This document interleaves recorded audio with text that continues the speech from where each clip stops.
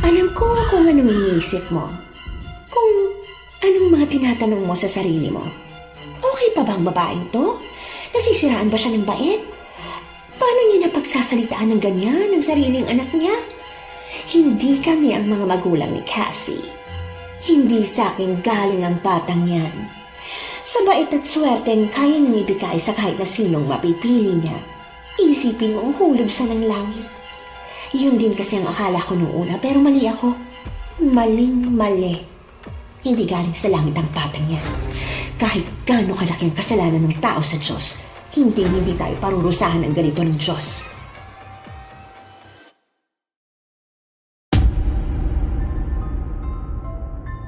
Ang sabi nila, parang yin at yang daw ang swerte. Palagi yung magkadikit. Hindi pwedeng puro swerte o malas lang ang nakukuha ng tao. Kahit pakiramdam mo'y hindi mauubos ang swerte mo, natural yung mauubos. Pero paano kung malaman mo na pwede naman palang hindi maubos ang swerte mo kapalit ng pagsasakripisyo ng buhay ng ibang tao? Gagawin mo ba? Ganyan po ang tema ng ating kwento ngayon.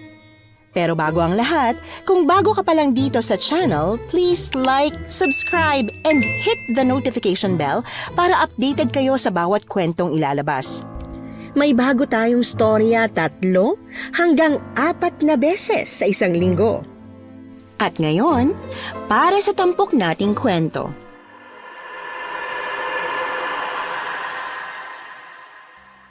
May tao ba rito?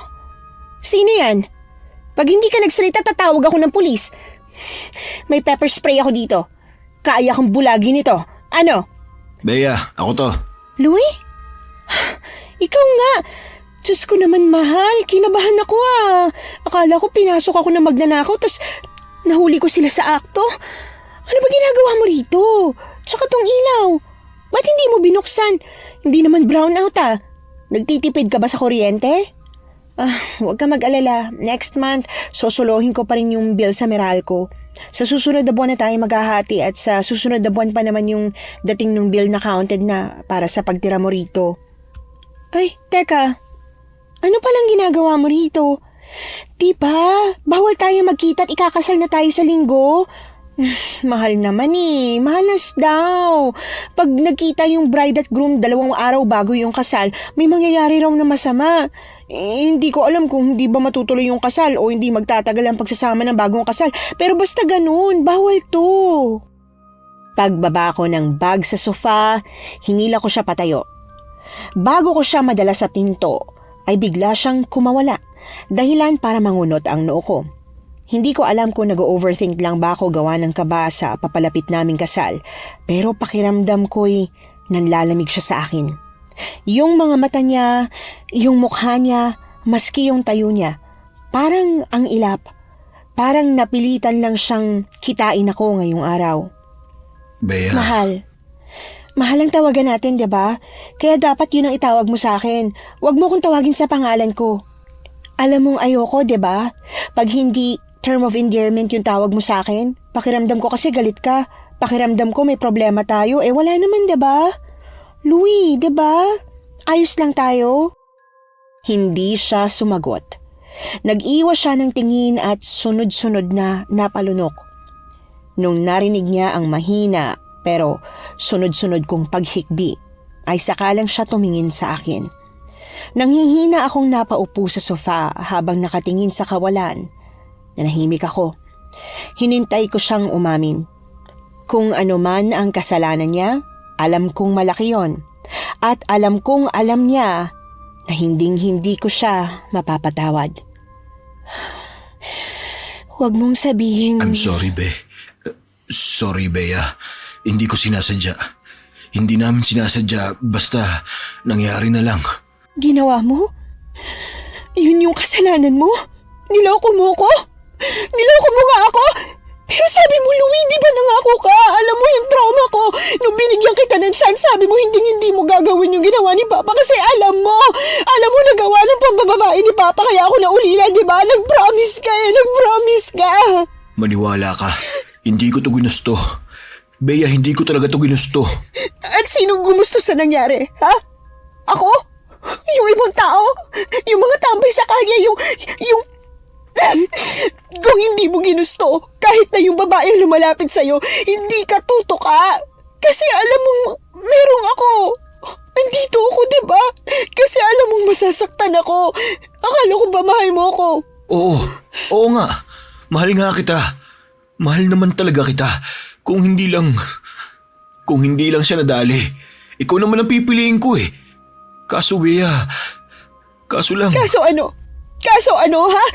Kaso nabuntis mo siya? Yung katahimikan ni Louie ang nagbigay daan para makumpirma ko ang hinala ko. Sumikip ang dibdib ko. Bukod sa para akong nahihirapang huminga, pakiramdam ko'y nanginginig na rin ang buong katawan ko sa galit at pagkabigla. Nabuntis mo siya? Hindi ba't alam mo na ang sagot sa tanong na yan? Ba't gusto mong paulit-ulitin ko pa?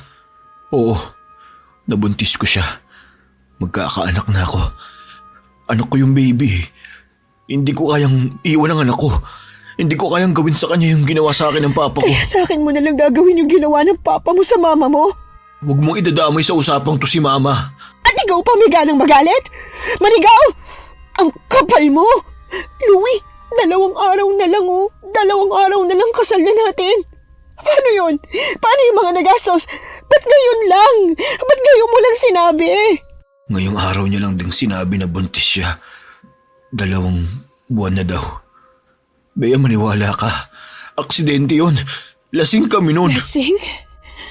2 months ago? Di ba sina Aika ang kainuman mo noon? Kasi birthday ni Aika, pero hindi ako nakahabol sa bar kasi may kailangan akong tapusin sa office at may hinahabol akong deadline. Louie, siya ba? Siya ba? Si Aika ang nabuntis mo? Yung best friend ko? Siya yung nanay ng magiging anak mo? Pagsampal ko sa kanya ay tuluyan ng tumagaktak ang luhang kanina niya pang pinipigil. Imbis na maawa, lalo akong nanggalaiti. Umiiyak ka? Ba't ka umiiyak? Ikaw yung nasaktan? Ikaw yung niloko? Ikaw yung mapapahiya 2 days from now kasi naifutang ka sa ulo? Sorry, Bea. Maniwala ka. Ikaw ang mahal ko. Ikaw ang gusto kong makasama sa pagbuo ng pamilya. Kung papayag ka, kung makakaya mo akong mapatawad, ikaw ang pipiliin ko. Susuportahan ko na lang yung magiging anak ko kay Aika. Itutuloy natin ang kasal. Kaya lang naman ako pumunta rito at nagpasya na itigil na to kasi alam kong hindi mo ako mapapatawad. Pero kung kaya mo naman, ituloy natin. Bigyan mo pa ako ng isang chance, mahal. Lumuhod si Louie sa harap ko. Yumakap siya sa bewang ko at kulang na lang halikan niya ang paa ko, mapatawad ko lang siya. Inalis ko ang kamay niya sa bewang ko pero lalo lang humihigpit ang pagkakapulupot nun. Bea, tuloy natin. Ituloy natin yung kasal. Subukan natin ayusin to kasi baka kaya pa nating maayos to eh. Isang chance. Last chance. Ituloy natin ang kasal. Magsama tayo. Tapos pag na-realize mo na ayaw mo na, na hindi mo na pala kaya, palalayain kita. Papayag ako makipaghiwalay sa'yo. Alam kong sobrang gasgas na ng linyang to pero pangako, Bea, aksidente lang talaga yung nangyari. Pumikit ako. Inimagine ko kung kaya ko ba yung buhay na wala siya at nakakatanga man, pero nung mga oras na yon ang sagot ko sa sarili ko ay hindi ko kaya. Dati takang-taka ako kung paano nakakayanan ni Mama na patawarin si Papa ng paulit-ulit. Ngayon alam ko na. Pagmahal mo, parang nasisira ang ulo mo. Pumupuro lang utak at judgment mo. Sa huli, hindi ko lang basta naintindihan si Mama. Naging ako si Mama. Tinanggap at pinatawad ko si Louie sa kasalanan niya kasi gaya ni Mama kay Papa noon, mahal na mahal ko rin si Louie. Isang araw bago ang kasal, imbes na nagbo-beauty rest na ako, ay nasa apartment ako ni Aika. Nag-uusap kaming tatlo ng masinsinan tungkol sa magiging arrangement gawa ng sitwasyon. Ayaw pumayag ni Aika na matuloy ang kasal namin ni Louie. Gusto niya na siya na ang pakasalan kasi sa kanya raw may kailangang panagutan. Hindi ako pumayag. Nung araw na yon, para lang masigurong hindi siya mag-ieskandalo at matutuloy ang kasal namin ni Louie, ay kumuha pa kami ng security. Kalahating oras bago ang ceremony, narinig kong nagbubulungan ng guests. Hindi ko alam kung kanino nila nalaman ang tungkol kay Aika, pero malinaw sa akin na yun ang dahilan ng komosyon. Hindi sila makapaniwala na sa kabila ng eskandalo'y tuloy pa rin ang kasal. Gaya nila, hindi rin ako makapaniwalang tinuloy ko pa ito. Mahal, nakahanda na yung maligamgam na panligo mo. Hindi ka na sana nagpagod na asikasuhin yun. Kaya ko naman eh. Sa susunod, pag di ko naman inuutos o pinapakisuyo, wag mo nang gawin. Oo na, hindi na. Ang sungit naman. Pagod ka? O may masakit sa'yo? Yung paa mo ba? Dapat kasi nakinig ka sa payo kung huwag nang mag-heels eh. Sana mag-flats ka na lang kasi malaki naman yung gown mo. Hindi naman nila kita kung anong suot mo sa paa. Pagod akong ngumiti kay Louie.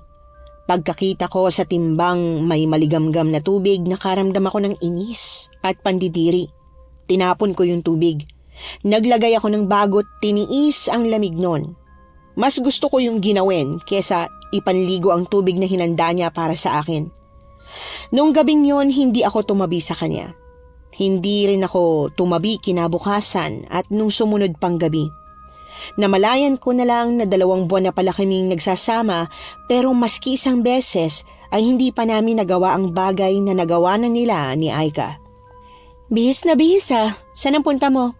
Nagpaalam ka ba? Di ba day off mo? Check up ni... kung gusto mong sumama sa OB, ayos lang. Sasabihan ko siya. Magpapaalam ka? At pag hindi siya pumayag, ano mangyayari? Hindi mo ako isasama? Sa ayaw at sa gusto niya, sasama ako. Mamaya sumegway pa kayo ng date eh. Mahal naman. Siyempre hindi. Check up lang talaga. Tingin mo ba? Tingin ko ba ano? Tingin ko ba lolokohin mo ko ulit? Ewan ko, Louie. Kung ikaw ang nasa posisyon ko, hindi ka ba mapapraning? Hindi mo ba naiisip na kung nagawa mo akong lokohin nun, kayang-kaya mo akong lokohin ulit? Mahal, ayaw ko ng away. Huwag ka lang magalit, sige na. Magbihis ka na para makaalis na tayo. Baka mahuli tayo sa appointment. Kumaway si Aika pagkakita niya sa sasakyan ni Louie. Naunang bumaba si Louie. Pag-ikot niya sa passenger seat para pagbuksan ako ng pinto, ay napawi na ang matamis na ngiti sa labi ng dating best friend ko. Nang mapagtanto at makumpirma niyang kasama nga ako ni Louie, ay tuluyan na siyang nawala sa mood. Buong akala ko ako yung nanalo, na nasira ako na yung moment ni Aika sa asawa ko. Pero nung sumama si Louie sa loob ng clinic nang si Aika na ang titingnan, para akong nasampal ng katotohanan. Bumalik yung pakiramdam na parang ang baba-baba ko na naman. Imbis na magmukhang tanga kakahintay sa kanilang matapos, nag-walk out na ako. Ayokong umuwi ng bahay kaya nag-check-in ako sa hotel. Para makapag-isip-isip at nang magkaroon naman ako ng maski katiting na peace of mind, pinatay ko ang cellphone ko. Akala ko kinabukasan ay malilinawan na ako, na alam ko na kung ano ang gagawin ko sa sitwasyon ko, pero walang nagbago.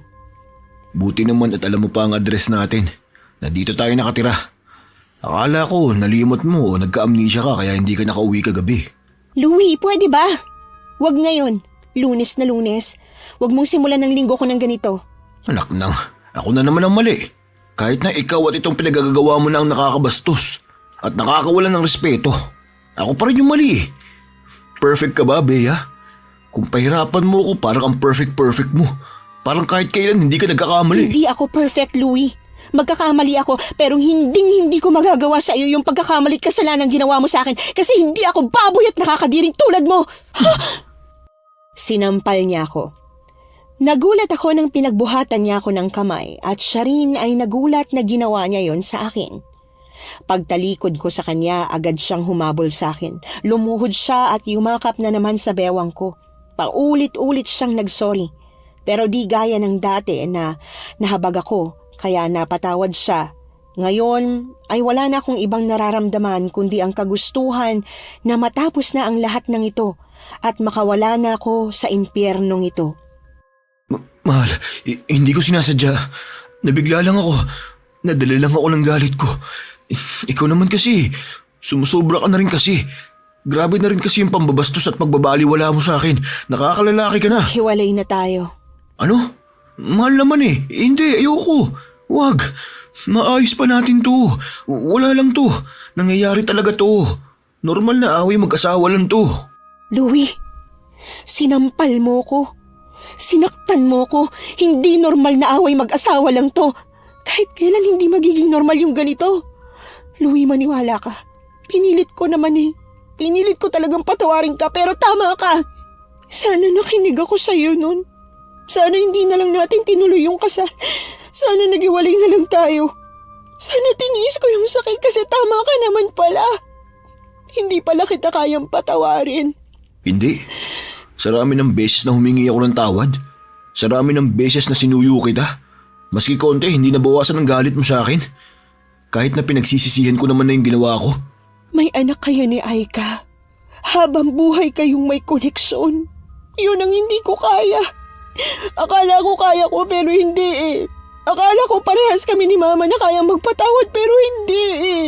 Hindi ako si Mama. Naman ako yung pagiging malambot ng puso niya pero hindi yung pagiging martir niya. Louie, ayoko na. Sabi mo bago ang kasal na susubukan natin tong ayusin pero pag hindi kaya hahayaan mo kung umalis, diba? Hayaan mo na ako. Maghiwalay na tayo. Kinaay ka na lang. Mas kailangan ka niya kaysa sa akin. Pag siya, mas may chance ka magkaroon ng normal na buhay, ng normal na pamilya. Hindi mo yun makukuha sa akin, maniwala ka. This time around, kailangan natin maniwala sa sinasabi ng isa't isa.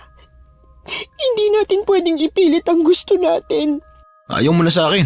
Fine. Hindi ko ipipilit ang sarili ko sa'yo. Pero tandaan mo to, Bea. Pagsisisihan mo to. Pagsisisihan mong sumuko ka sa akin. Pag na-realize mo kung anong nawala sa'yo at gusto mo na ulit ako sa buhay mo, hindi ako babalik. Hindi na ako babalik kahit lumuha ka pa ng dugo. Ako yung umuupa sa bahay na ginawa naming marital home.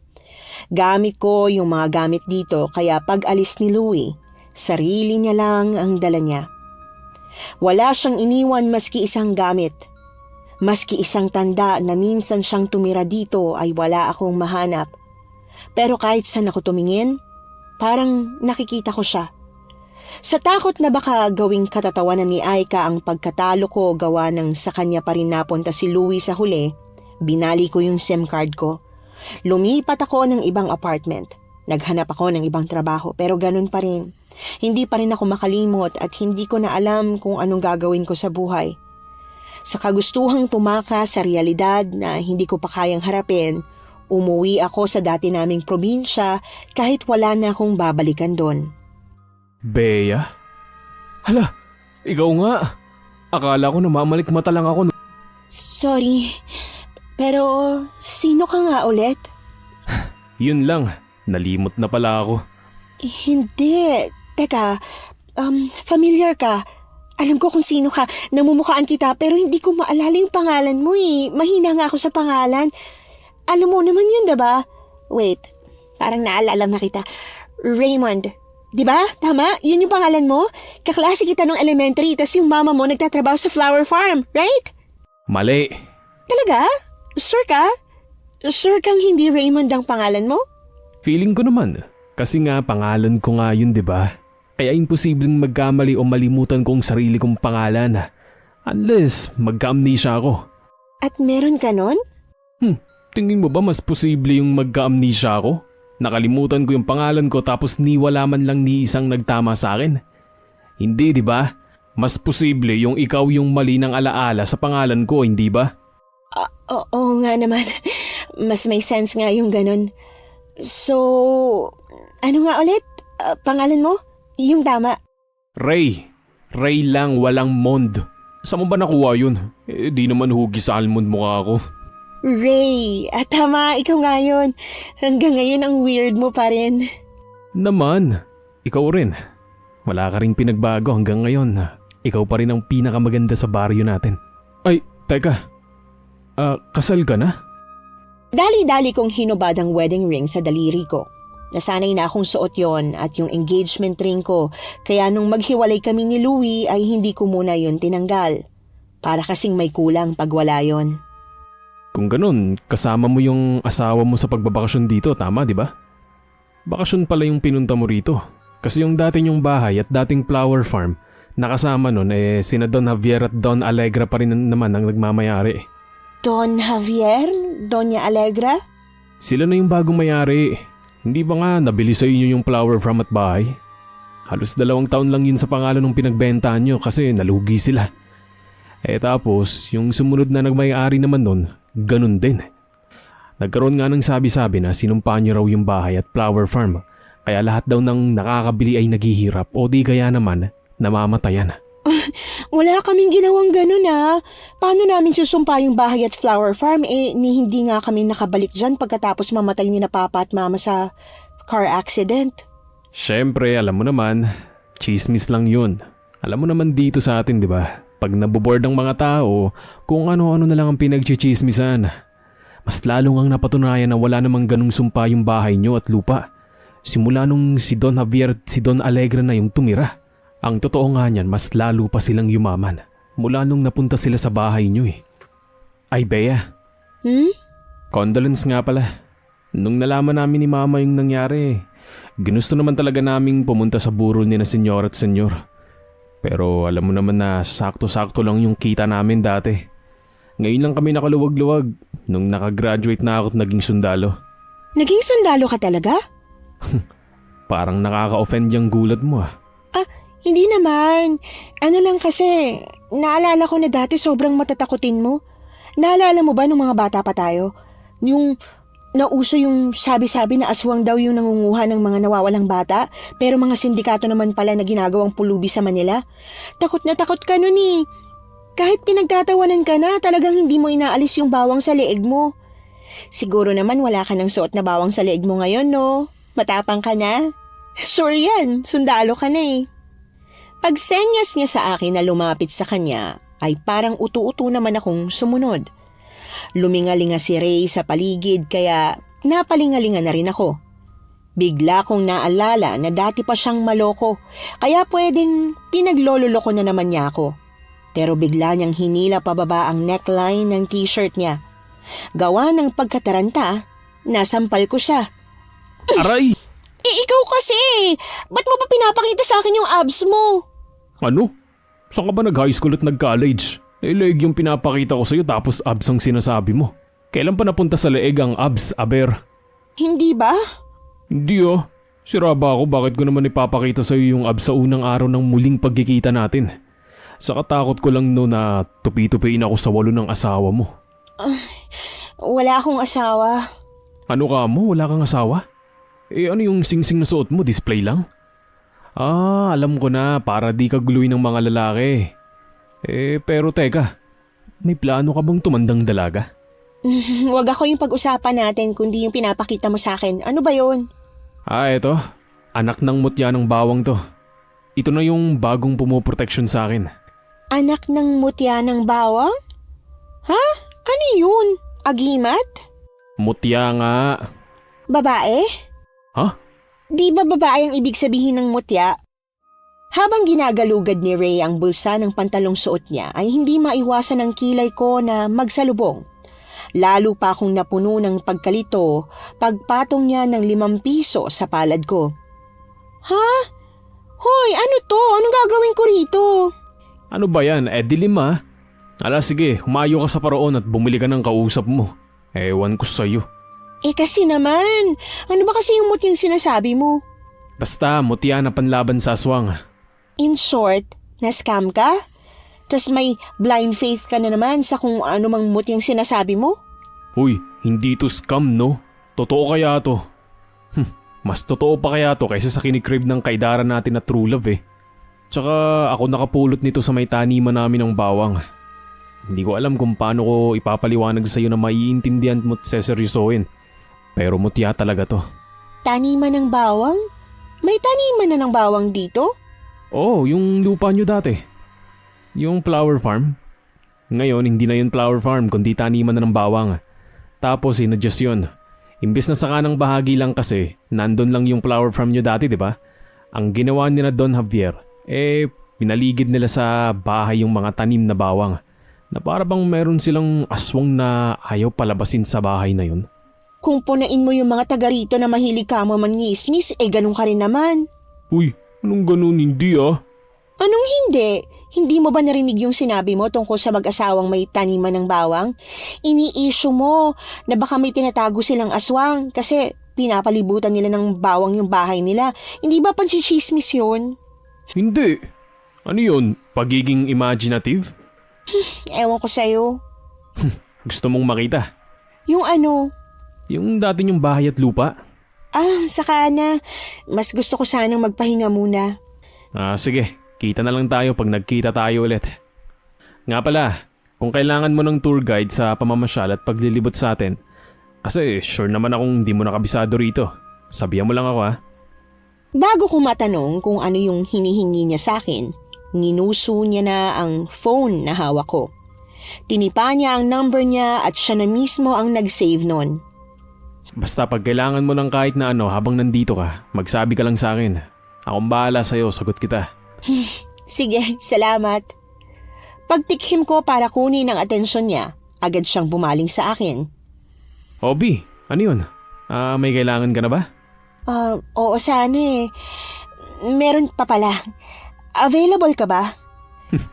Na para bang rerentahan mo ako kung makapagtanong ka. Sira! Biglaan kasi yung pagpunta ko rito eh. Gusto ko sana maghanap ng matutuluyan. Matutuluyan? Oo, hotel? Mga ganon. Mahina niyang kinatok ang ulo ko. Pagkakita niya sa masamang tinging pinupukol ko sa kanya, nag-angat siya ng kamay. Sinubukan niyang pigilan ng sariling tumawa, pero sa huli, sumabog pa rin ang may kalakasan niyang paghalakhak na pumukaw sa atensyon ng mga tao sa paligid. Wag na. Ako na bahala maghanap. Wala kang mahanap na ganun dito, no ka ba? Wala pa ring hotel dito? Kahit isa't kalahating dekada na mula nung umalis kami, itong lugar na to halos ganun pa rin? Wala naman kasing tourist spot na dayuin dito, no? Mag-aaksaya lang ng pera ang kung sino mang makakaisip na magbukas ng hotel sa baryong singliit ng baryo natin. Paano na yan? Paano na ako? Saan ako tutuloy? Saan ako matutulog? Bukas pa ulit yung biyahe pabalik ng Manila, diba? Tsaka, ayoko pa sana bumalik ng Manila eh. Gusto ko sana magpalipas ng ilang araw o linggo rito. Magpahangin. Problema ba yun? Di sa bahay ka? Ayoko nga. Nakakahiya sa mama mo, no? Wala yun kay mama, ano ka ba? Papayag yun kasi mabait na yun eh. Mabait yun kasi angel na siya. Tsaka bawal daw madamot sa langit. Dinidemote raw papunta sa mainit na basement. Napasinghap ako sa gulat nang maintindihan ko ang ibig niyang sabihin. Tulad ko'y ulila na rin siya at nung nakaraang taon lang yon nangyari. TB daw ang kinamatay ng mama niya. Kahit parang okay na si Ray at hindi apektado sa pagpanaw ng mama niya, alam kong hindi yon totoo. Na nagpapanggap lang siya. Kasi ako rin eh.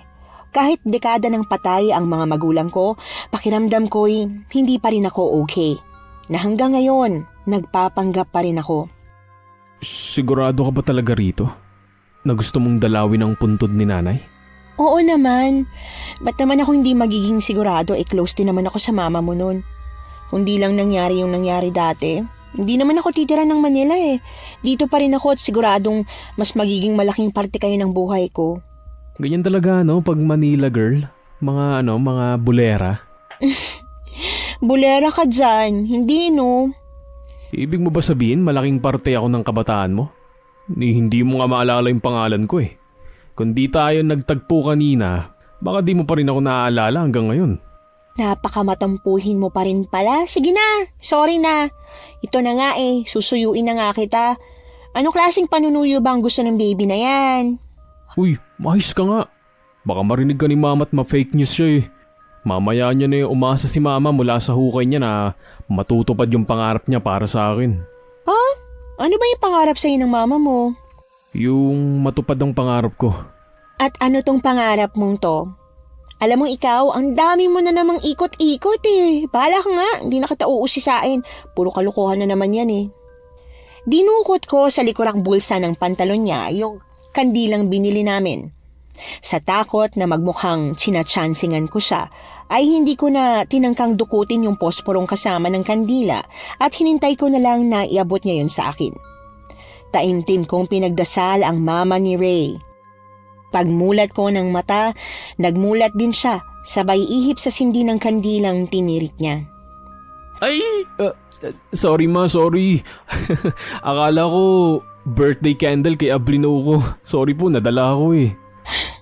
Ba't mo naman mapagkakamalang birthday cake yung kandilang tinirik mo sa puntod ng mama mo pagkatapos mo magdasal? Sino ba nagsabi sa'yo na nagdadasal ako? Huh? Hindi ba? Hindi. Nagsusumamo ako kay mama na iparating kay Lord yung wish ko. Para naman mas mapabilis matupad. Total, nandun na rin siya. Ay, masyado lang akong nadala kaya yun. Naiipan ko pagtapos. Matanong ko lang, may ranggo ka na sa army? Oo naman. Second lieutenant na kaya to, no? Ganto ka rin sa kampo? Di ba pag opisyal na ganyan-ganyan, seryoso? Para karespe-respeto? Siyempre, hindi ako ganito sa kampo. Hindi naman talaga ako ganito eh. Hindi na. Ngayon na lang ulit. Ang galing nga eh. Pagkakita ko sa'yo para akong naging bata ulit. Ikaw ba? Hindi ako parang naging bata ulit, pero gumaan yung daladala ko. Tama nga na nagpadala ako sa paa ko sa lugar na to. Ha? Naglakad ka lang? Hindi ka nagbus papunta rito? Bakit di ka nagbarko? Oh, walang ampasan ha? Bawal yan, susumbong kita kay mama. De, joke lang. Ano bang ginawa nila sa'yo sa Maynila at parang di ka na marunong makipagbiruan? Parang wala ka ng buhay oh. Sino ba nang-away sa'yo ron at sobrang wala ka ng buhay? Ha? Sumbong mo sa akin dali. Papakulam ko. Wala. Hindi na importante kung sinong umaway sa akin. Ang mahalaga, wala na sila sa buhay ko. Hindi na nila ako maaaway ulit. Buti naman. Pagtayo ni Ray, pinagpag niya muna ang dumi at alikabok sa likod na bahagi ng pantalon niya bago siya naglahad ng kamay sa akin. Pagkuha ko sa kamay niya ay agad niya akong hinila patayo. Habang pinoproseso ko ang nangyari, namalayan ko na lang na nauna na siya paalis sa puntod ng mama niya at hila-hila niya na ang maleta ko. Hoy! Teka! Saan mo dadalhin yan? Saan mo dadalhin ang gamit ko? Sabay. Alam kong mahihain ka at pwede rin tayong machismis. Pero dead mind mo na lang mga kapitbahay natin, okay? Mas okay naman na machismis na nagsasama na tayo kaysa sa labas ka magpalipas ng gabi. Di ba? Pero hindi tayo magsishare ng kwarto, di ba? Iba yung kwartong gagamitin ko sa kwarto mo. Aba syempre. Plano ko ngang ipadlock pa kwarto ko pag matutulog na ako eh. Kasi mahirap na. Oy, kapal! Kahit magmakaawa ka pat pilitin ako, hindi kita gagapangin, no? Pagdating sa bahay nila, nakatulad pa rin ng dati ay agad niya na akong pinatuloy sa kwarto niya at yung sa mama naman niya ang gagamitin niya. Nung una, malinaw ang usapan namin ni Ray. 1 linggo lang akong magsistay sa baryo. Pero masyado akong natuwa na ang gaan-gaan ng loob at buhay ko dito. Kaya nag-extend ako ng nag-extend. Namalayan ko na lang na ayoko nang bumalik ng Manila. Na ayoko nang iwan ng buhay ko rito. Aba, dito nga galing yung naaamoy kong dingding ah. Bea, nagluluto ka?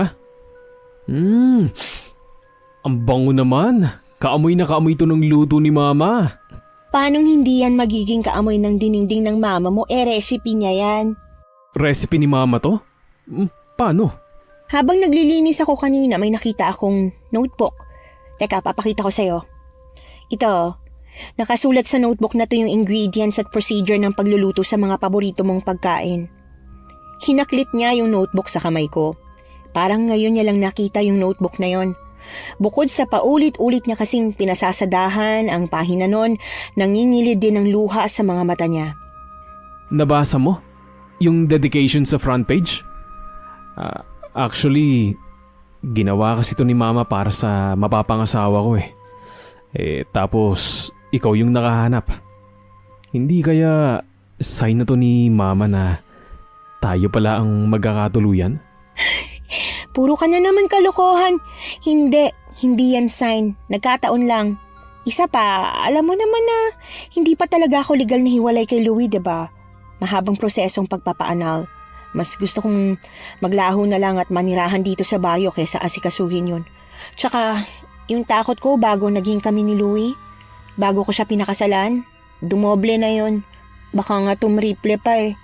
Wala nang lalaking makakapagpaamo sa akin, maniwala ka. Magsasayang ka lang ng oras kaya wag mo lang subukan. Pero bakit mo ako pinagluto ng paborito ko? Para ma-set yung mood mo, tas mapapayag na rin kita sa ipapakiusap ko. Yan tayo eh. Oo na agad. Dahil malakas ka sa akin kahit hindi ko pa naririnig yung ipapakiusap mo, oo na ako agad. Seryoso kasi. Pakinggan mo muna ako tsaka ka magdesisyon. Pagsubo niya sa bulaklak ng kalabasa na kinuha niya sa mangkok ng diningding ay ninuya niya muna yon ng mabuti bago siya nagseryoso.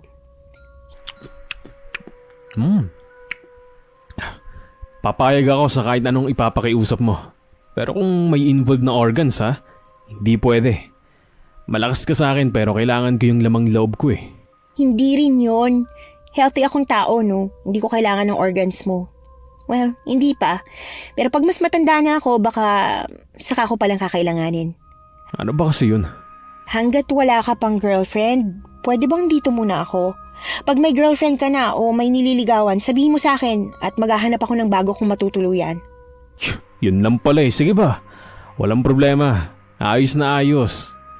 O edi, paano yan? Dito ka na habang buhay. Bakit? Wala ka bang planong mag-girlfriend?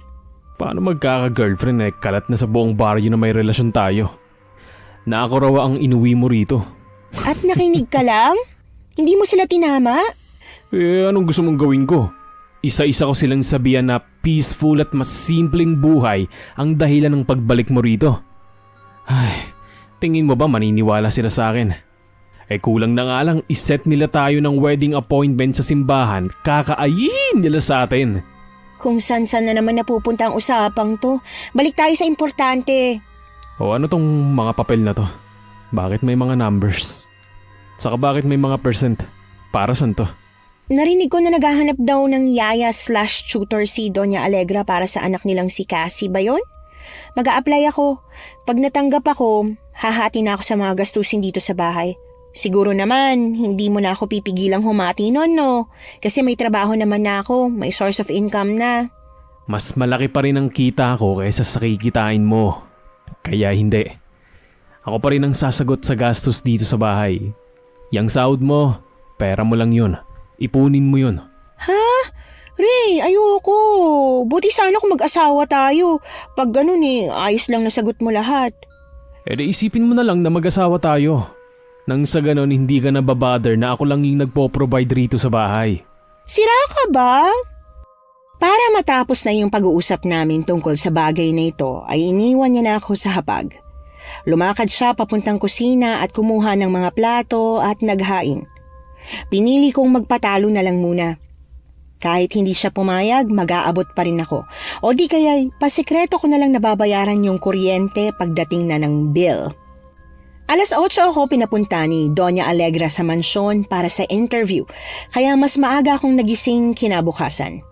Sanay ako na tanghali nang nagigising si Ray, kaya laking gulat ko na paglabas ko ng bahay ay nakapamulsa na siya at parang buryong-buryo na habang naghihintay sa akin. Good morning! Aga mo yata. Anong meron?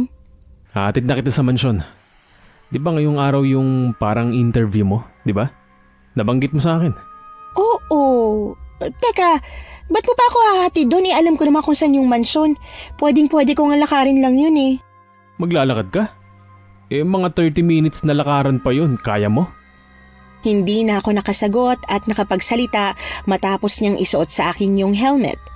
Nag-helmet na rin siya at sumakay sa motor niya pagkatapos. Psst! Oh, Gusto mo bang hiramin yung mutya ng bawang ko? Pamproteksyon. Para lang sigurado ako na makakauwi ka sa akin ng buong buo. Puro ka na naman kalokohan talaga. Tigilan mo nga ako. Walang aswang dito. Kung may tinatagong aswang sa mansyon sina Doña Alegra, tingin mo ba mag-hire sila ng mga trabahador na pupwedeng bumuko sa sekreto nila? Ha? Isa pa, di ba lumalabas sila Doña Alegra ng araw? Oo. Eh di okay na. Nalinawan ka ng walang aswang sa mansyon, na hindi aswang ang kahit na sino sa pamilya ni na Doña Alegra. Paano mo nasabi? Paano ka nakakasiguro? Eh kasi nga, gabi lang lumalabas ang aswang, 'di ba? Tapos takot sila sa araw. Vampira yun, B. At saka may mga aswang kaya na di naman takot sa araw pero aswang pa rin. Sa kalagitnaan ng pagdidiskusyon namin ni Ray, kasi talagang seryoso siya na gusto niyang ipasuot sa akin yung mutya niya, ay narinig ko ang papalapit na yabag at boses ng isang batang babae. Paglingon ko sa likuran, nakita ko ang batang sa tansya ko ay magsasampung taong gulang na at mas maamo pa sa anghel ang mukha. Kahit hindi na siya baby, pakiramdam ko'y nagkaroon ako ng baby fever. Kung singganda niya ang anak ko paglaki, gusto ko na palang magkaanak. Hello, ate. Ano pong pangalan mo? Bea, ikaw. Si Cassie ka ba? Ikaw yung babantayan ko at itututor? Opo, ako nga po. Ate, magsimula na po kayo ngayong araw. Tara po, sa kwarto na tayo. I-tutor niyo na po ako. Marami po akong gustong matutunan eh. Yung dati ko kasing teacher, pangit magturo. Sa kalagitnaan ng parang pakikipambuno kay Cassie, ay napansin ko ang pagdating ni Doña Alegra. Agad kong binitiwan si Cassie. Nawala rin ang pagiging mapaglaro niya at takot na takot siyang pumirmi sa pwesto niya habang ang tingin niya ay pabalik-balik sa kamay niyang parang nagbabakbak at kay Doña Alegra. Cassie? Po, Mama? Natatandaan mo pa ba yung bilin ko sa'yo kaninang umaga? Yung napag-usapan natin?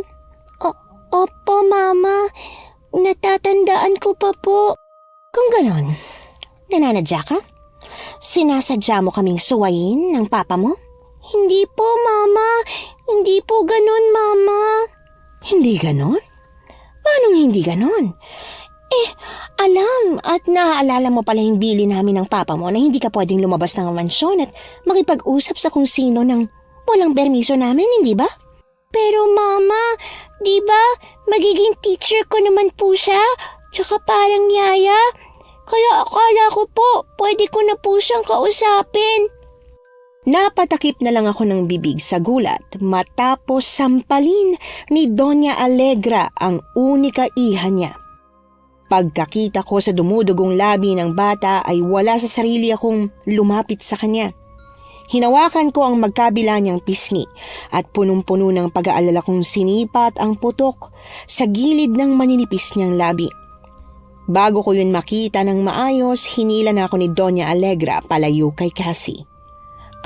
Bitiwan niyo ako, nasasaktan ako. Kung gusto mong maging maayos ang pamamasukan mo rito, matuto kang huwag makialam sa nangyayari sa loob ng mansyon. Yung trabaho mo lang ang gawin at asikasuhin mo. Huwag kang magpapadala sa pagpapaawa ng batang yan. Hindi mo siya kilala. Sinasabi ko sa iyo, Bea, ikaw rin ang kawawa. Pag nakuha ng batang yan ang loob mo, masisira ang buhay mo. Wala siyang ititira sa'yo. Uubusin ka niya. Agad akong binitiwan ni Doña Alegra nang marinig niya ang palapit at mas mabibigat na paghakbang ng kung sino. Pag-angat ko ng tingin sa malapad nilang double door, nakita ko si Cassie na nagtatago sa likod ni Don Javier. Pagpulong ni Cassie kay Don Javier, biglang nagbago ang kalmado niyang ekspresyon. Galit niyang sinipat si Doña Alegra bago siya bumaling sa akin at nagsabing tanggap na raw ako at bukas na bukas ay pwede na akong magsimula sa trabaho. 15,000 sa isang kinsenas? Ibig sabihin 1,000 ang sahod mo sa isang araw. Mas malaki pa pala ang kikitain mo kaysa sa akin eh. Baka kailangan din ni Cassie ng PE teacher ah. Recommend mo naman ako. Kung ganyan pala kalaki ang sahod mo, edi sige. Payag na akong humati ka sa bayarin dito sa bahay. Sa'yo yung kuryente. Pero yung iba ako pa rin ang magbabayad nun. Bea. Huy. Bea, ayos ka lang ba? Bakit naman parang tulalang-tulala ka riyan na parang na-drain lahat ng energy mo? Di pa nga nagsisimula ang unang araw mo sa trabaho eh. Ampon ba si Cassie? Ha? Kasi kung hindi siya ampon, tingin mo ba anak siya sa labas? Anak ni Don Javier sa ibang babae? Akala ko ba trabaho ang pinunta mo ron? Ba't parang kung ano-anong chismis ang nasagap mo? Unang araw mo pa lang dun ah. Nakaalis ka na kasi, kaya hindi mo nakita. Pero si Doña Alegra, ayaw niya kay Cassie. Hindi ko ma-pinpoint kung anong klaseng family dynamics ba ang meron sila. Basta si Doña Alegra, mainit yung dugo niya dun sa bata. Kung ano-anong sinabi niya tungkol kay Cassie. Nasampal niya pa nga nung sumagot si Cassie. Hindi nga makonsider na sagot yun eh. Kasi nagpapaliwanag lang naman yung bata pero ayun, nagalit siya. Si Don Javier naman nagalit din kay Doña Alegra nung parang nagsumbong sa kanya si Cassie. Kung gaano kamuhi si Doña Alegra dun sa bata, gano'n naman kamahal ni Don Javier yung anak nila. Baka nga anak sa labas. Anak sa naging babae. Bukod sa haka-haka mong walang kwenta na may tinatagong aswang yung pamilyang yun sa mansyon, wala ka na bang ibang alam? Wala eh. Kahit naman kasi kumukuha ng trabador dito sa baryo yung pamilyang yun, they keep themselves daw. Kunot noo at may pagtatanong akong bumaling kay Ray matapos niyang sunod-sunod na tuktukin yung lamesa. Ha? Bakit? Tumigil ka. Kung ano man yung iniisip mo, wag mo nang ituloy. Hindi mo sakop ang kung anumang family problem ng pamilyang yun.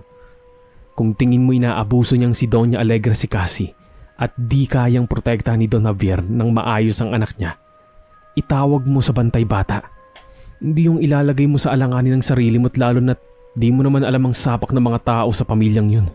Wala naman akong gagawin. Wala akong planong mangialam. Nabanggit ko lang.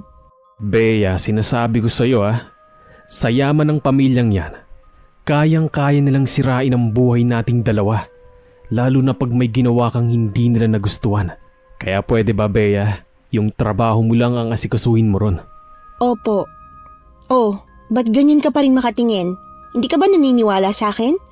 Hindi nga ako mangingialam. Susubukan kong huwag mangialam.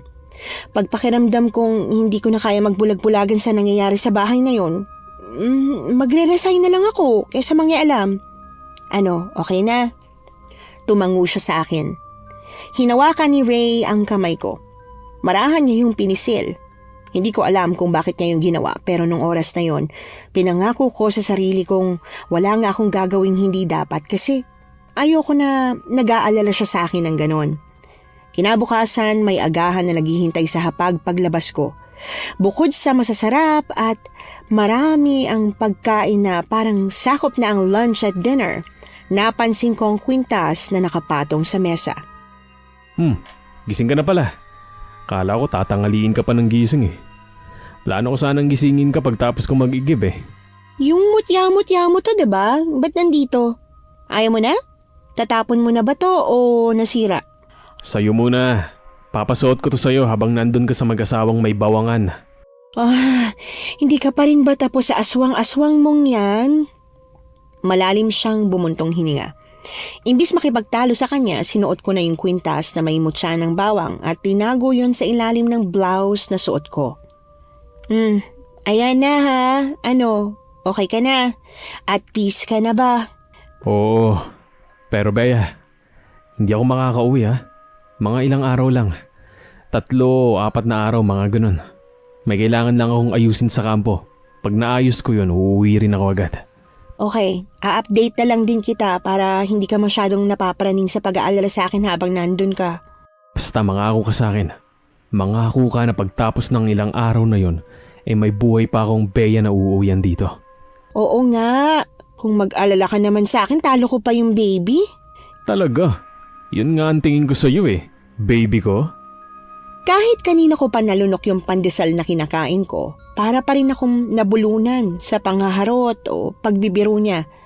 Gawa ng medyo sanay na ako sa mga pabiro niyang hirit, hindi ko na yun dinibdib o pinakaintindi. Paghatid niya sa akin sa mansyon, diretso na siya papuntang kampo, kaya pagbaba ko ay niyakap ko na siya para magpaalam. Nagulat si Ray sa ginawa ko, pero mas lalo na ako. Imbis na magpaliwanag, tumakbo na lang ako papasok sa bahay ni na Doña Alegra. Diyos ko, ano ba to? Akala ko ba may usapan na tayo, Lord? Natapos na ako sa love-love na yan. Na di na ulit ako may in love kahit na kanino. Hindi. Hindi to kilig. Medyo nahiya lang ako gawa ng ginawa ko kaya kumakabugdong dibdib ko. Asawa mo ba yung lalaki na yon, Teacher B? Di ba siya rin yung naghatid sa'yo kahapon? Hindi ko siya sinagot. Mas inuna kong tingnan kung ayos na ba yung sugat sa labi niya. Sigurado kung meron siyang hiwa sa labi kaya laking pagtataka ko nung hindi ko na yun mahanap na para bang hindi siya nasampal ng mama niya kahapon. Kung hindi niya pa ulit tinawag ang pangalan ko, pakiramdam ko'y hindi pa ako matatauhan. Ha? Sabi ko po, kung asawa mo ba yung lalaking yon, pwede mo rin naman siyang kapatid, pero hindi kayo mukhang magkapatid lang eh. Hindi ko siya asawa. Eh di boyfriend mo po? Boyfriend na magiging asawa pa lang?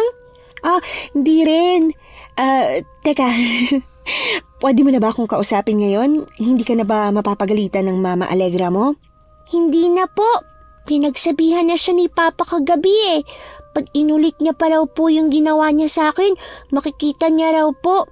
Hindi ko alam kung anong makikita ni Mama na sinasabi ni Papa. Basta ang alam ko lang, hindi na ulit ako kakantiin ni Mama. Mabuti naman. Sobrang nag-alala talaga ako sa iyo kahapon eh. Madalas bang nangyayari yun? Yung sinasaktan ka ng mama mo? Teacher B, nag-aalala ka ba sa akin? Gusto mo pong maging parang hero ko, protector, o di kaya pamilya? May pamilya ka naman eh. Kung walang kaso sa akin. Mukha ka namang malambing, mabait, tsaka masunuring bata. Pag nawala po si Papa Javier at Mama Alegra, pwede po tayong maging pamilya, ikaw at ako, tapos yung lalaking may motor. Ano po, Teacher B, pwede? Mukhang mas mabait din po kayo kesa sa Mama Alegra at Papa Javier ko eh. Parang mas gusto ko po na maging pamilya kayo. Huwag po kayong mag-alala, ako pong bahala. Sisiguraduhin ko pong magiging pamilya tayong tatlo. Ano? Wala. Sabi ko po, tara na sa kwarto. Turuan niyo na po ako. Mag-aral na po tayo. Yung unang pinto pong makikita niyo pag akyat sa taas, yun po yung kwarto ko. Sige po sunod na lang po kayo. Agad akong napalingon sa likod ko nang marinig ko ang pamilyar na pagtikhim ni Doña Alegra. Nagpipigil ng tawa siyang nakatingin sa akin habang suot niya pa ang nightgown niya na para bang kagigising niya lang. Magandang umaga po, Doña Alegra. Kanina pa po ba kayo dyan? Narinig niyo po ba yung sinabi ni... Ni Cassie? Oo naman, rinig ko. Bakit, Bea? Napapahala ka na ba? Nakikita mo na ba ang tunay niyang kulay? Kung ba't ganun ko na lang siya pakitunguhan? Huwag kang mag-alala, nagsisimula pa lang siya. Mula sa araw na to, mas lalo pang magiging weird at creepy ang batang yan. Pwede kang umalis, magtago at wag nang bumalik pero hahanapin ka niya. Ipapahanap ka niya sa Papa Javier niya at hindi titigil ang demonyitang yon hanggat hindi ka napapasa kanya. Alam ko kung anong iniisip mo. Kung anong mga tinatanong mo sa sarili mo. Okay pa ba ang babaeng to? Nasisiraan ba siya ng bait? Paano niya napagsasalitaan ng ganyan ang sariling anak niya? Hindi kami ang mga magulang ni Cassie. Hindi sa akin galing ang batang yan. Sa bait at swerteng kaya nang ibigay sa kahit na sinong mapipili niya. Isipin mong hulog siya ng langit. Yun din kasi ang akala ko nung una pero mali ako. Maling-mali. Hindi galing sa langit ang batang yan. Kahit gaano kalaki ang kasalanan ng tao sa Diyos, hindi tayo parurusahan ng ganito ng Diyos. Ma, lasing ko na naman po ba? Nakailang bote ka na naman ba ng wine? Sinamahan mo na naman po yan ng happy pill mo, no? Gusto mo po bang mapagalitan ka na naman po ni Papa? Kasi kung ano-ano na naman ang sinasabi mo kay Teacher B. Sabi ko nga at babalik na ako sa kwarto at matutulog na lang ulit. Sige, B. Ikaw nang bahala sa anak ko, ha? I hope you enjoy her company. Huwag mong kalimutang mag-ingat sa kanya. May nakakalokong ngiti sa labing kumaway sa akin si Doña Alegra bago siya umakyat sa kwarto niya sa ikalawang palapag. Bago malampasan ni Cassie, talagang binangga niya pa ang balikat nito. Dahilan para bahagyang mawalan ng balanse ang bata. Matalino si Cassie. Mabilis niyang nasolve ang math problems na binigay ko sa kanya. Kahit yata bigyan ko pa siya ng pang-high school na math problems ay masasagot niya. Pagkatapos kong i-check yung papel niya, may kinuha siyang stamp na may star at salitang very good. Teacher B, lagyan mo po ako nito. Papakita ko kay Papa mamaya para matuwa siya sa akin. Ginawa ko ang gusto niya. Tinatakan ko siya. Habang nililigpit ko yung worksheet na pinasagutan ko sa kanya, bigla niyang inabot ang pisngi ko. Hindi ko alam kung ba't sa gulat ko'y bigla akong napatayo at umatras palayo kay Cassie. Ilang segundo niya rin akong pinakatitigan bago siya yumuko at tahimik na pinagdudot-dot na lang yung star stamp sa palapulsuhan niya. Sorry, hindi ko sinasadya. Nagulat lang ako. Nagulat?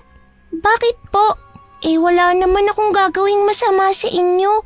Gusto ko lang namang ayusin yung buhok nyo kasi nakaharangin yung maganda mong mukha, teacher. Ganun ba? Pasensya ka na. Nagulat talaga ako. Nagulat ka po? O natakot? Natakot ka po, diba? Yung mga pinagsasabi po ni Mama na paninira sa akin, hindi mo na po yun makalimutan, diba? Akala ko iba ka sa kanila. Akala ko hindi ka maniniwala kay Mama, pero kagaya ka rin ng iba. Natakot ka rin sa akin. Iba? Meron pang iba? Opo, matagal na akong homeschooled eh. Marami na po akong naging teacher or tutor.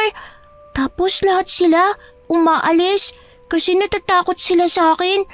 Lahat sila napaniwala ni Mama na masama daw ako. Pero Teacher B, hindi po yun totoo. Hindi po ako masama. Sabi ni Papa, nasasabi lang daw ni Mama yung mga nasasabi sa akin ni Mama. Kung anong nasisiraan na daw si Mama ng bait.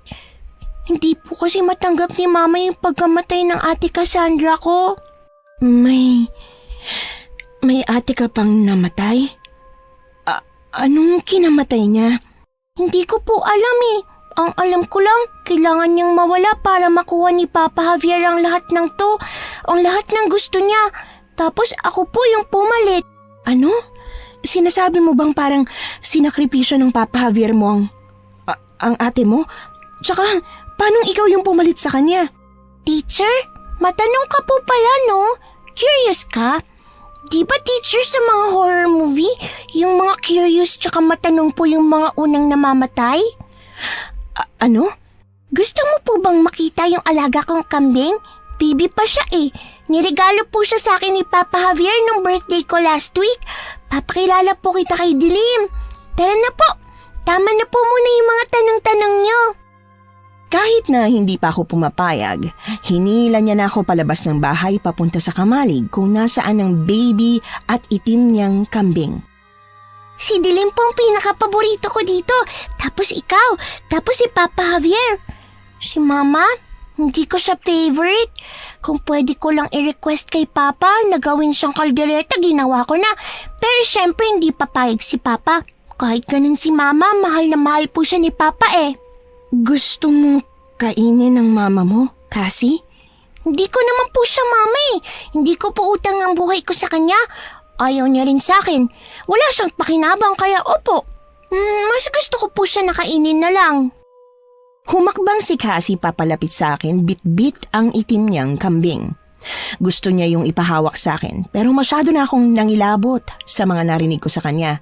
Kaya nagpanggap na lang ako na may tawag si Ray na kailangan kong sagutin. Nung hindi niya ako hinabol palabas ng kamalig, hindi na ako nag-aksaya pa ng oras at dumiretso na ako sa bahay. Malakas ang kabog ng dibdib kong sinara lahat ng bintana at pinto bago ako nagtago sa kwarto ko. Sakto pag upo ko sa kama biglang nag-ring ang phone ko na gumulat sa akin. B, nakauwi ka na? Naayos ko na yung kailangan kong gawin dito sa kampo kaya uuwi na ako. Teka, ayos ka lang ba? Ba't parang ang bigat-bigat ng paghinga mo? May nangyari ba? Ilang oras pa bago ka makauwi dito? Pwede bang bilisan mo? Natatakot kasi ako eh. Ray, natatakot ako sa kanya.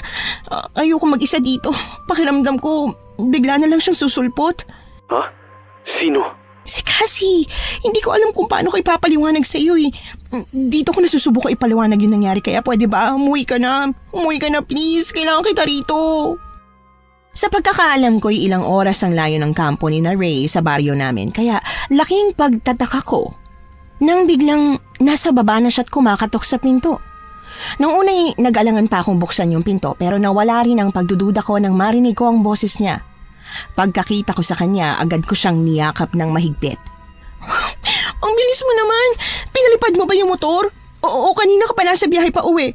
Katatapos na natin mag-usap sa cellphone, di ba? Ano? Bea, okay ka lang ba? Anong pinagsasabi mo? 3 oras na halos mula nung natapos yung call. Nasa kampo pa ako nung magkausap tayo. Ano ba talaga nangyayari? Hindi ko alam. Hindi ko alam kung ano nangyayari. Basta yung anak ni na Doña Alegra, weird siya. Ayoko nang bumalik doon. Hindi na ako babalik doon. Lahat naman ng bata may kawirduhan. Natural lang yun. Pero si Cassie iba siya. Parang ano? Para siyang may sa demonyo. Sinabi niya kanina na gusto niya raw ipalutong kaldereta yung mama niya. Ray, walang normal na bata o taong magsasabi nun. Baka naman nagbibiro lang. Hindi! Nakita ko sa mata niyang hindi siya nagbibiro. May mga sinabi pa siya na may anak daw na isa pa si na Doña Alegra pero parang kinailangan yung isakripisyo kapalit ng swerte. Hindi ko rin maintindihan talaga eh pero parang tama ka.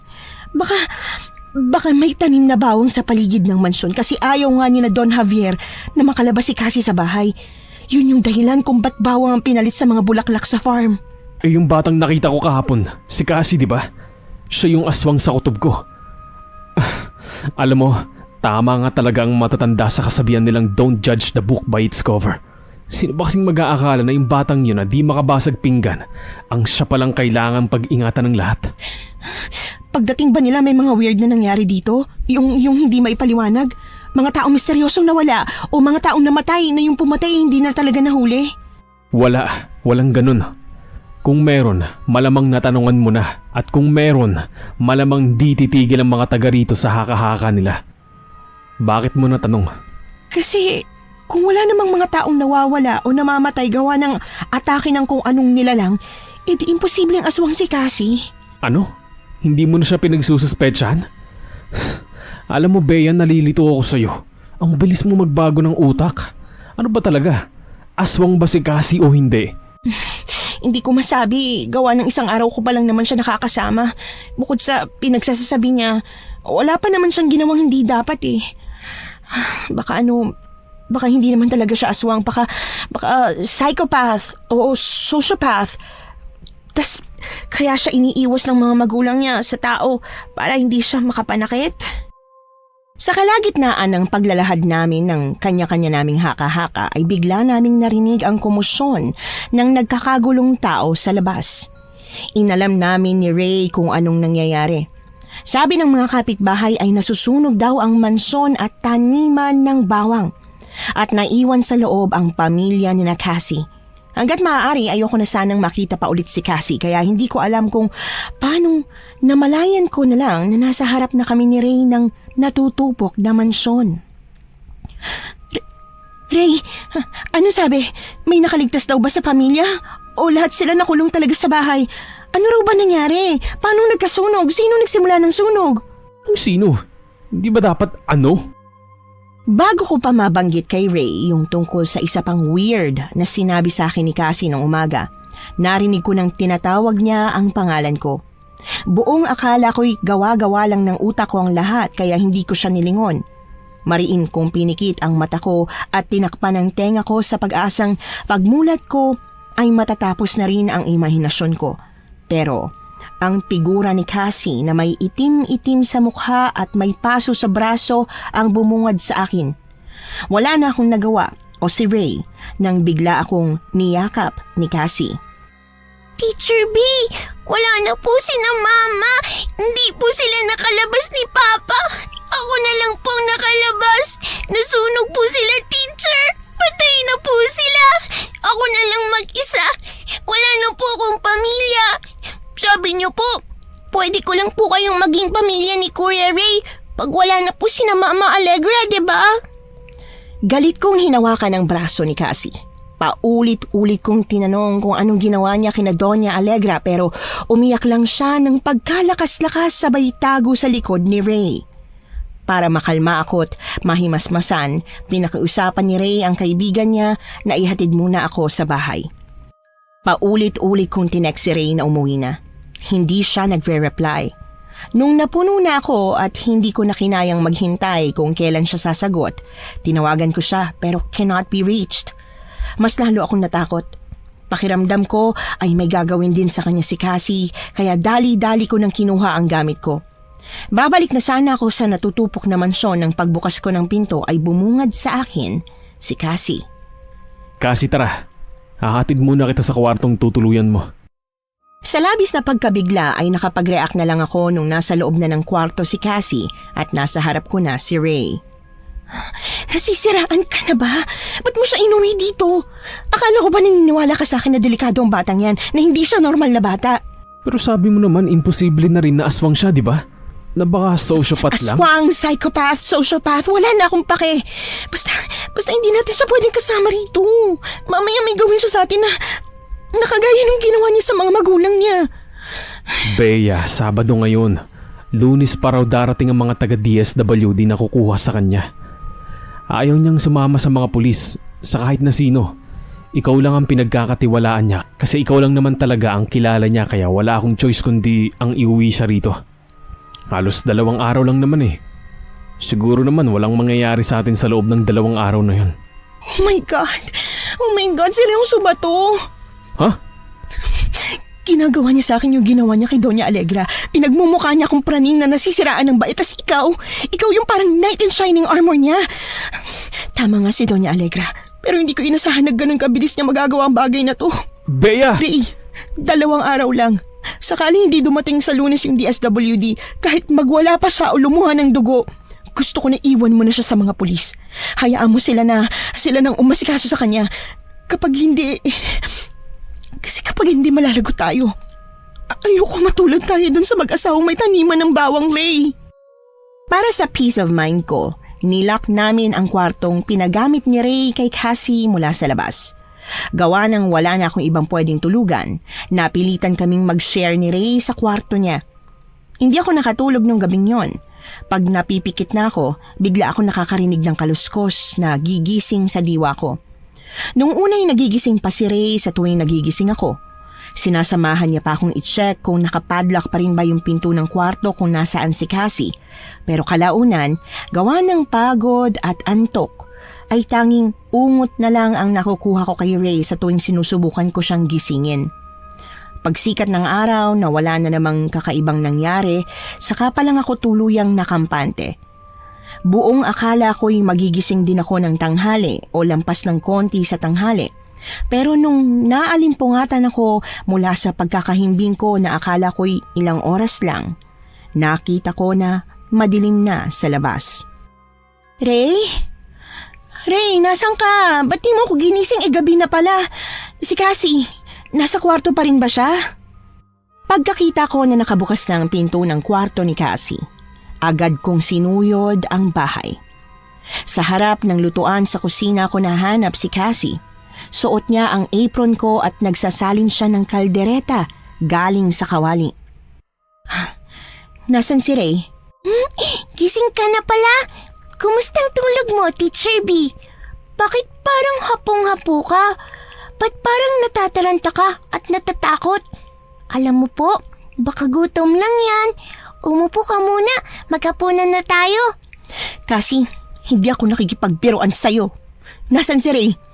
Anong ginawa mo sa kanya?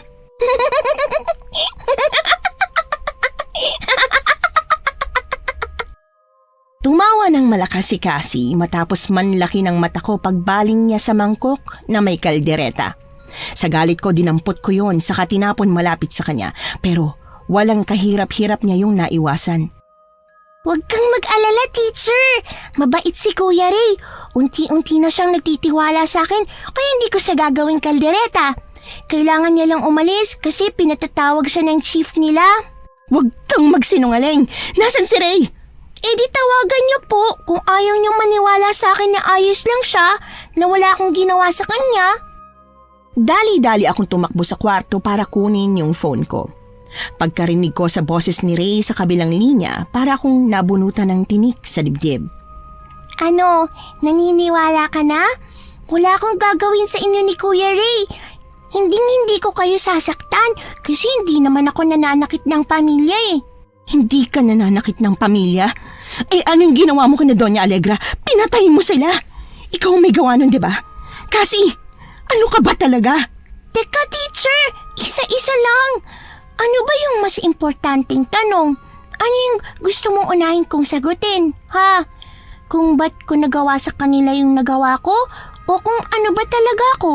Hindi ka makapili? Sige, ako nang bahalang mamili kung anong una kong sasagutin, ha? Nagawa ko yung nagawa ko kasi hindi ko na sila pamilya.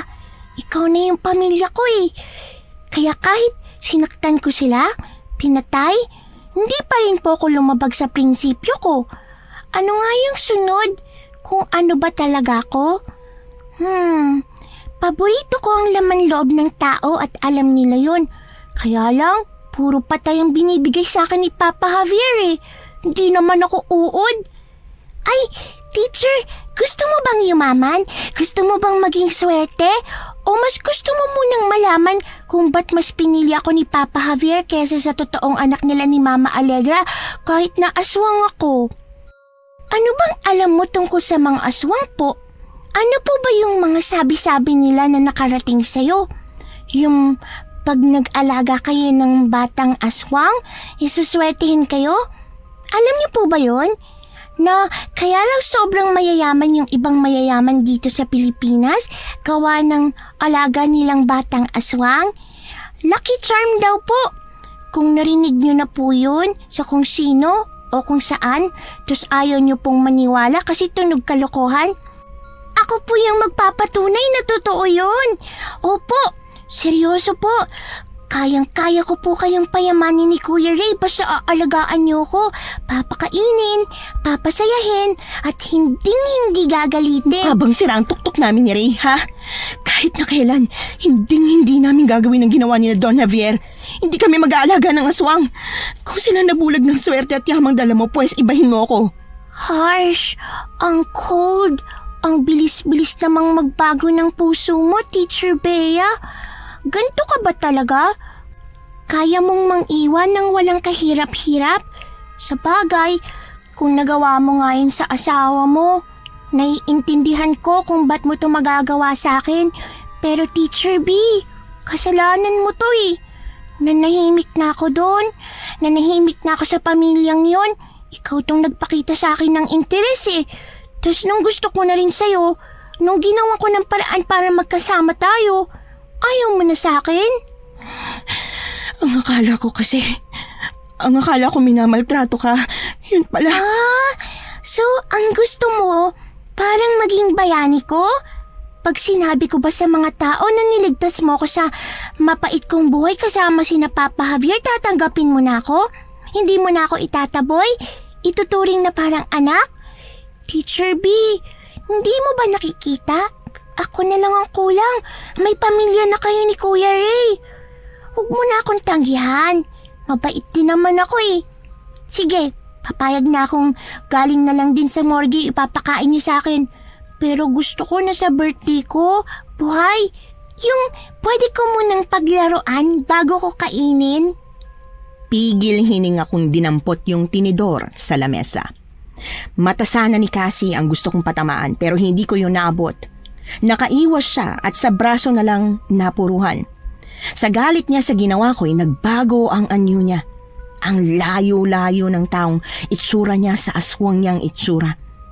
Kung gaano siya kahali-hali na sa mata pag nakabalat kayo siya bilang tao, ay ganoon naman kapangit ang itsura niya bilang aswang. Galit na galit niya akong sinugod at sinuwag. Natumba ako sa sahig. Sa lakas ng impact, nabitawan ko ang tinidor na hawak kong pangdepensa. Sinubukan ko yung gapangin pero nahawakan na ni Cassie ang paa ko at nahila na niya ako palapit sa kanya. Kung ayaw mo maging parte ng bagong pamilya ni Kuya Ray, edi wag mo. Gwapo naman si Kuya Ray ko eh. Sigurado makakahanap ako ng babaeng papayag maging asawa niya at maging mama ko. Pero para mangyari yun, kailangan lang kitang dispatchahin. Pero hindi ko na kasi pwedeng gamitin yung sunog. Kagagamit ko lang nun eh. Alam ko na.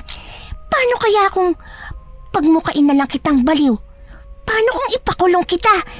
Palalabasin ko na pinagtangkaan mo ko. Alagad ng bata si Kuya Ray, di ba? Kaya sigurado ako na sa tulad kong biktima siya kakampi. Anong gagawin mo? Gusto mo akong bulagin, di ba? At dahil mahal na mahal kita, Teacher B, hindi na kita papahirapan. Ako nang gagawa nun para sa'yo. Yun nga lang, ikaw ang sasalo ng sisi. Ikaw ang mananagot. Ayos lang naman yun, di ba? Maliit na bagay lang. Saglit akong naistatwa sa kinalalagyan ko nang marinig ko ang masama niyang tingin sa tinidor. Pinag-agawan namin yun. Gawa ng mas malakas siya kesa sa akin, walang kahirap-hirap niya akong nasipa papalayo. Sakto pagharap sa akin ni Cassie, ay nasaksak niya na ng tinidor ang sarili niyang mata. Teacher B, tama na po! Huwag po! Tulungan niyo po ako! Kabado akong napatingin sa pinto matapos kong marinig ang taranta at nagmamadaling yabag ng kung sino. Pagkakita ko kay Ray, para akong nalumo. Sinubukan kong buksan ang bibig ko para magpaliwanag pero walang lumalabas doon kundi hikbi. Cassie? Cassie, ano nangyari? Bea, ano nangyari? Bakit ganito? Paano kayo umabot sa ganito? Kuya, gusto po akong patayin ni Teacher B. Tulungan niyo po ako. Ilayo niyo po ako sa kanya. Si Bea bang may gawa nito sa'yo? Opo, na-brainwash kasi siya ni Mama. Inaning na po siya ng mga bagay na narinig niya kay Mama. Wala naman pong katotohanan yun. Hindi po ako masamang bata.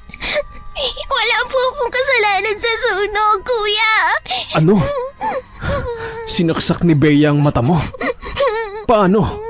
Paano niya magagawa yun mas kilamok nga hindi kayang patayin ni Bea? Tsaka isa pa, takot siya sa dugo. Hindi niya kayang gumawa ng ganito kabayulenteng bagay lalo na sa isang bata kahit paaswang ka. Natigilan si Ray at dahan-dahang lumayo kay Cassie matapos naming marinig ang malalim niyang pagbuntong hininga. Malas! Kung alam ko lang na pagdududahan mo rin ako, hindi na sana ako nagsayang ng oras na umarte-arte. Sana pinatay ko na agad ang babaeng yan. Di sana kumakain ako ng masarap at mainit na laman loob ng tao. Inalis ni Cassie ang tinidor sa mata niya na parang baliwala lang yun. Pagbulwak ng dugo ay saglit siyang natigilan bago siya nakaismid na naglakad papunta sa akin. Hinarang ni Ray ang sarili niya. Pabulong niyang tinanong kung nasaan daw yung kwintas na may mutya ng bawang na pinahiram niya sa akin. Nang maalala ko na nasa side table ko yun iniwan, dali-dali ko yung tinakbo. Pagkakita na umiilaw at nagiinit ang pendant ng kakaibang kwintas, natanto ko kung bakit hindi ako komportable kagabi. Ang mutya ang may gawa nun. Senyales na pala yun na meron nga kaming aswang nakasama sa bahay. Agad na natigilan si Cassie sa paglapit niya kay Ray pagkakita niya sa mutyang daladala ko. Bagaman hindi niya pa alam kung ano yung nasa kamay ko, ramdam kong pinahihina na siya nito. Mahinang nagmura si Cassie. Bumaling siya sa bintana at tinansya kung alin doon yung mas madali niyang masisira para makatakas. Pero bago niya pa yun magawa, hinagis ko na kay Ray yung mutya at walang kahirap-hirap itong nasalo ng kaibigan ko. Sumugod si Ray kay Cassie na hindi na alam kung anong gagawin. Pagkatapos niyang ma-corner at madaganan ni Ray, bumalik siya sa anyong bata niya at nagmakaawang patawarin siya. Huwag ka maniniwala sa kanya. Hindi yan ang totoong siya, Ray. Pag hindi natin siya tinapos makakatakas at paulit-ulit namang bibigtama, gagawin niya lang ulit ang ginawa niya kina Don Javier. Maninira na naman siya ng pamilya. Pero hindi ko naman sila pinilit na ipalit ako sa anak nila. Sila mismong nagdesisyon na gawin yun kasi mga sakim sila. Mas gusto nila yung pera. Mas mahalaga yun sa kanila. Hindi lang ako may kasalanan. Lahat sila. Lahat ng taong kayang isakripisyo kahit na ano kapalit ng pera. Manahimik ka! Hinablot ko ang mutya ng bawang mula sa kamay ni Ray. Sinubo ko yon kay Cassie sabay takip sa bibig niya para hindi niya mailuwa yun. Lumiwanag ang mutya sa loob ng lalamunan niya. Namalayan ko na lang na parang kandilang natunaw ang laman niya at yung balat na lang niya ang natira.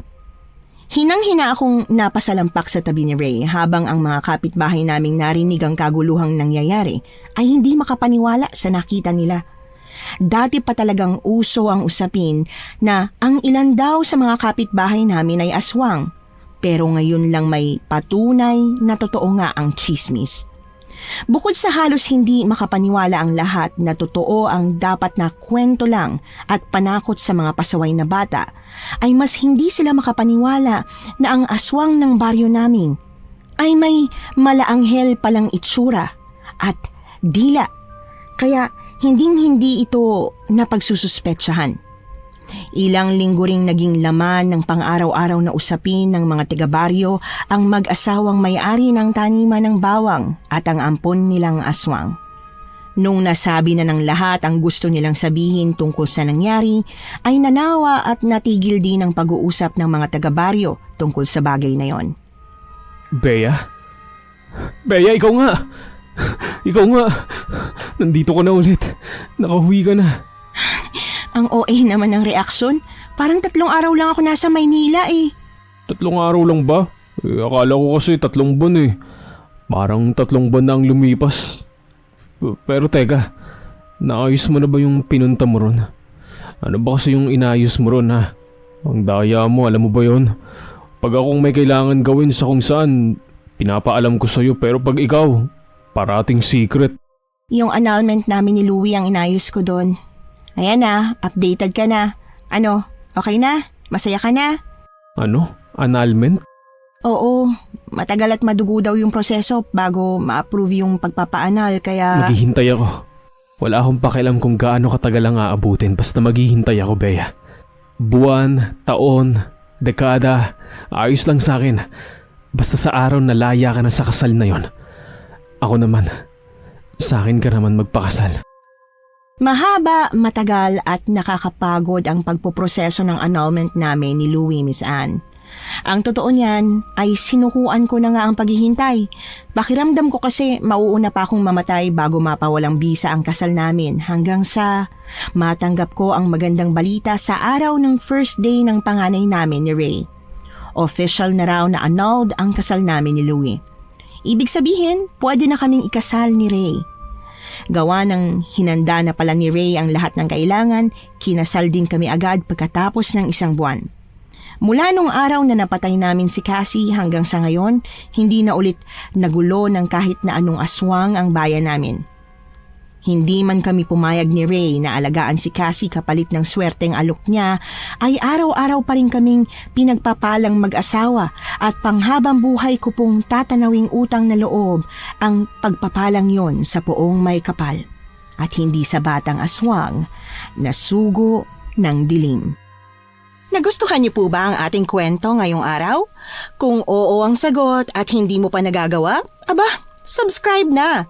Click the notification bell ha, para updated ka sa tuwing maglalabas kami ng bagong kwento. Click like at mag-iwan na rin ng comment. Masayang-masaya ako tuwing nagbabasa ng messages mula sa inyo. At kung may sarili kayong karanasan na gusto nyong ibahagi sa amin, email lang sa missanhorrorstories@gmail.com. Dire-diretso lang, missanhorrorstories@gmail.com. Malay nyo, sa susunod, yung kwento na ninyo ang binabasa namin para sa ating mga tagapakinig. Hanggang dito na lamang muna at muli po, ito po ang inyong si Miss Anne. Nagpapasalamat sa inyong patuloy na pagmamahal at pagsuporta.